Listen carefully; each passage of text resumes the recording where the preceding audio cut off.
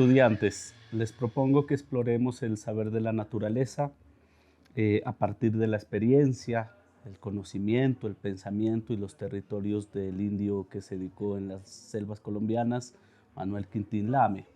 Para ser más preciso, me voy a permitir leerles, ¿cierto?, esto que les he preparado y voy a ir matizando en el camino.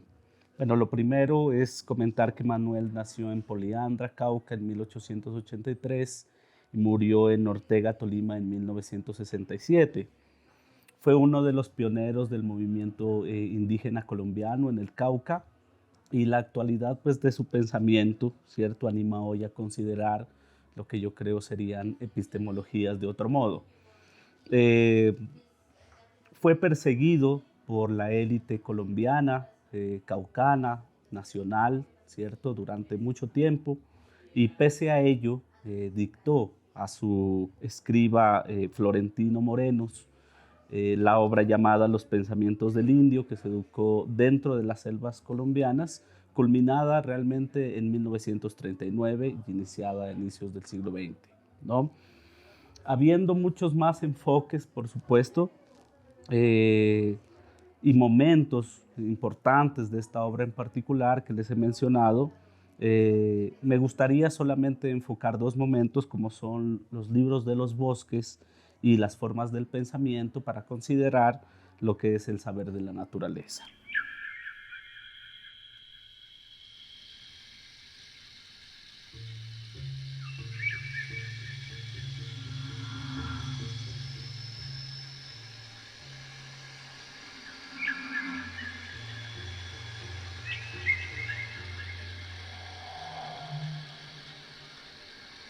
Lloran, lloran, share, ay, ay, mamá, se. Lloran, lloran, share, ay, ay, mamá, se. Na, tai, na, na, tai, na, na, na, na, na, tai, na, na, tai, na, na, na, na. Bueno, la historia de las epistemologías nos enseña que los pensamientos son humanos, individuales y además universales por establecidos globalmente, ¿no? Veamos cómo se ha desarrollado este argumento en dos momentos especiales, ¿sí? Por ejemplo, si bien se considera el conocimiento como un proceso relacional, razón por la cual la realidad es co-creada, ¿sí?, con sus elementos sociales, bióticos, culturales y territoriales, se dice que la cosa o el objeto de conocimiento es abstraída por el sujeto. Abstraer, miren, significa extraer o detraer, lo que significa además desunir algo de su contexto natural. Es decir, disociar y aislar, efectivamente, una parte del conjunto que surge y en el cual cobra sentido, ¿no? Yo considero, a partir de la lectura obviamente de esta obra y de su experiencia fundamental, que Manuel nos propone esos libros del bosque, es decir, los conocimientos que ellos tienen, porque enseñan algo en particular, que es que si bien hay un proceso relacional con respecto a la realidad, ¿sí?, no solamente es el hombre el que los conoce, sino que ellos piensan, porque tienen conocimiento, estando en las montañas, el mar o la selva, sobre todo porque bosque hay en todos estos, digamos, ambientes, ¿no? Abstraer sería para Manuel en este sentido, por ejemplo, no desunir algo de la naturaleza, puesto que extraer, por ejemplo, detraer, disociar o aislar sería en consecuencia no poder conocerlos, que es por lo cual los bosques cobran sentido y sus libros además cobran sentido. Es interesante detallar, por ejemplo, cómo lo co-creado, ¿sí?, es el canto de características interminables, como lo pudimos leer en ese fragmento proyectado. Es decir, son menos universales y absolutos y más bien heterogéneos y plurales, pero también indeterminados, insospechados. Es decir, que no se podría determinar categóricamente qué son, aunque nosotros podamos recibir de ellos un conocimiento en particular. La verdad, esa palabra en este fragmento, ¿cierto?, es una forma accesoria ¿sí? Y podría ser un absoluto, pero no es así. Más bien se referiría tanto a una universalidad del conocimiento como a su posibilidad de escuchar de cualquier ser humano esos coros de manera poliédrica. Y además porque en esta cátedra hemos considerado también que la verdad es poliédrica y tiene muchísimos rostros. Y la filosofía, en este caso, menos que una condición de tal o cual persona, por ejemplo, un profesor de epistemología con sus datos y conceptos, serían más bien la experiencia de esos bosques en correlación, ¿no? Considero en este aspecto entonces que las epistemologías de otro modo serían una en la que todos los días se cambian de pensamientos, gracias a la sabiduría co-creada con los bosques, cuyo conocimiento coparece entre el hombre y la naturaleza, razón por la cual es importante esta relación hombre-naturaleza. Y como diría don Emilio Fiagama en el video que hemos visto, ¿cierto? Se trataría de un bosque humanizado.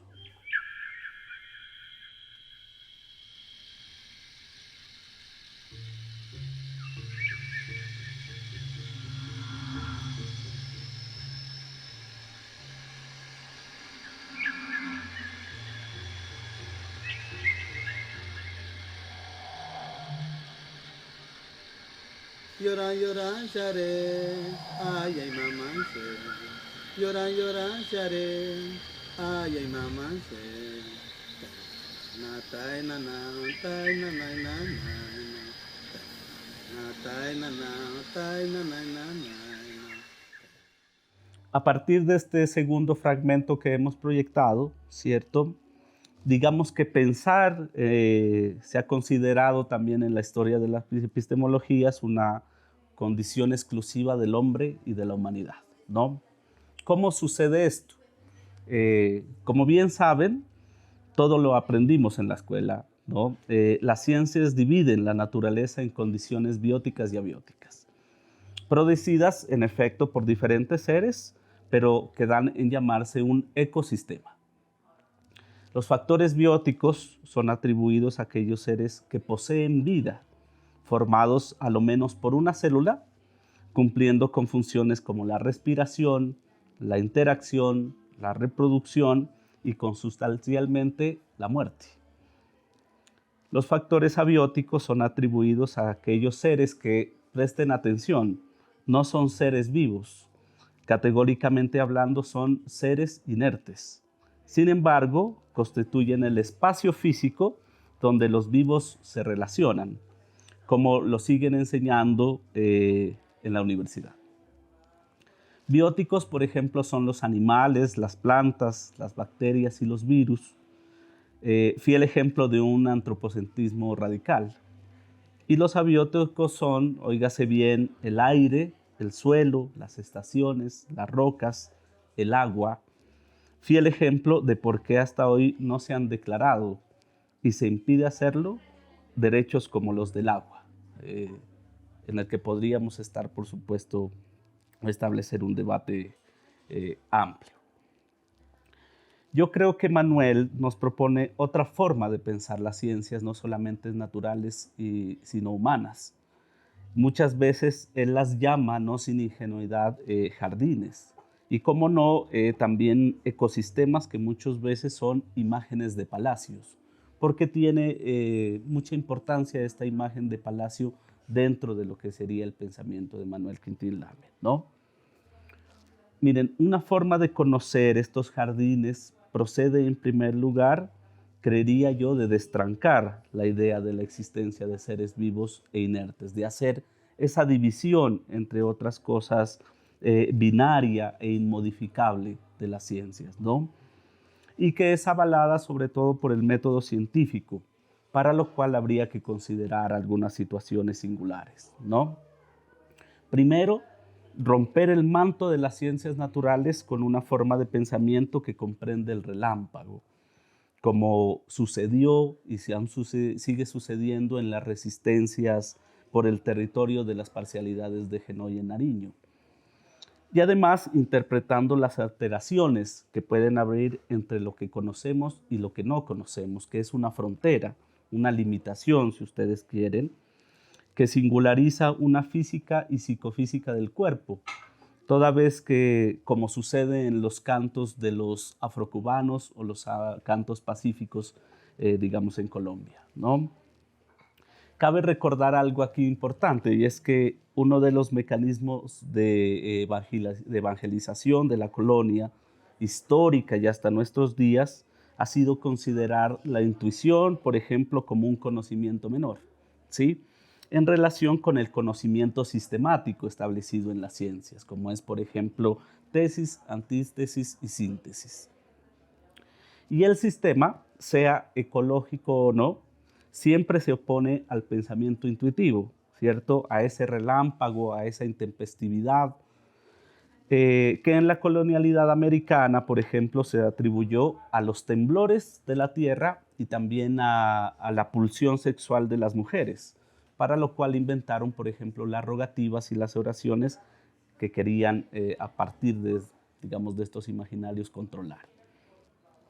El sistema, además, sea natural o no, se opone a la alteridad del pensamiento, que en la colonialidad de nuestros días, por ejemplo, se refiere a establecer relaciones de poder entre quién está autorizado para saber y quién no, ¿no? Y por lo cual se ha creado un estándar científico y también empresarial y epistemológico. A mí me parece que una manera de acceder a esos palacios que ha propuesto Manuel Quintín Lame, en los que, por ejemplo, no hay inicio ni final, en los que no hay partida ni llegada, ¿cierto? En los que se entra y se sale sin un orden definido, es la jurisprudencia que en ese fragmento él considera que lo aprendemos de los campos, ¿cierto? Que pueden ser territorios también, y que comprende dos movimientos que consisten en mirar afuera del hombre para mirar dentro de las selvas colombianas. Mirar afuera, como nos enseñaría Manuel, sería considerar situaciones de lucha importantes, ¿cierto? Porque dentro de la ley del hombre sistema, que es la ley del hombre blanco, ¿cierto? El que lo persiguió por montes y valles, la humanidad indígena no tiene derecho. Como no la tiene, además, ningún sujeto que se considere otro diferente al sistema. Y mirar adentro, como nos enseña Manuel, sería considerar el conocimiento de las selvas colombianas, toda vez que afuera de la ley del saber del sistema, ¿sí? Que es la humanidad indígena, como también la raizal, la negra, la campesina, al que aún lastimosamente se persigue y aniquila por valles y montes, donde la naturaleza tiene derecho y es un ser vivo. Me parece que la segunda opción podría ser de las epistemologías de otro modo, es llegar a la consideración de que la naturaleza tiene y es sujeto de derechos y donde es un ser vivo que comparte y comparece una relación entre todos y todas para la construcción de nuestro territorio.